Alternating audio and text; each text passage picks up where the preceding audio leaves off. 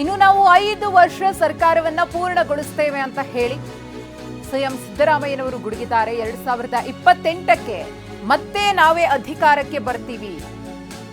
ನಮ್ಮಲ್ಲಿ ಹೈಕಮಾಂಡ್ ಇದೆ, ಹೈಕಮಾಂಡ್ ತೀರ್ಮಾನದಂತೆ ನಾವು ನಡ್ಕೊಳ್ತೇವೆ.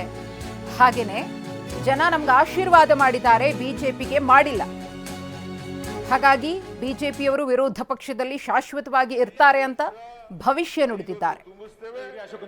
28 ಚುನಾವಣೆಯಲ್ಲಿ ಮತ್ತೆ ಗೆದ್ದು ಬರ್ತೀವಿ, ಮತ್ತೆ ನಾವು ಅಧಿಕಾರ ಮಾಡ್ತೀವಿ. ಬಹಳ ಸ್ಪಷ್ಟವಾಗಿ ಹೇಳ್ತೀನಿ, ನಮ್ಮಲ್ಲಿ ಹೈಕಮಾಂಡ್ ಇದೆ.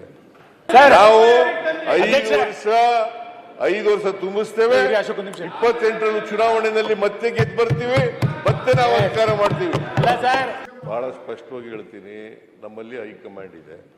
ಹೈಕಮಾಂಡ್ ಏನು ತೀರ್ಮಾನ ಮಾಡ್ತಾರೆ ಅದರ ಮಾಡ್ತೀವಿ. ಅದು ಒಂದು.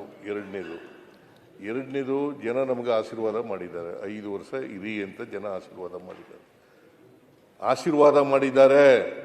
2013 ಆಶೀರ್ವಾದ ಮಾಡಿದ್ದಾರೆ, 2023 ಆಶೀರ್ವಾದ. ಈ ಬಿಜೆಪಿಯವರಿಗೆ ಒಮ್ಮೆಲೂ ಕೂಡ ಆಶೀರ್ವಾದ ಮಾಡಿಲ್ಲ, ಒಮ್ಮೆಲೂ ಮಾಡಿಲ್ಲ, ಇಲ್ಲಿವರೆಗೂ ಮಾಡಿಲ್ಲ, ಮುಂದೇನೂ ಮಾಡೋದಿಲ್ಲ, ಮುಂದೇನೂ ಮಾಡಲ್ಲ. ಇವರು ವಿರೋಧ ಪಕ್ಷದಲ್ಲಿ ಶಾಶ್ವತ ಸಂಖ್ಯೆ 100 ಸೀಟು ನೀವು ಕಡಿಮೆ ಬರ್ತಾರೆ. ನಾವು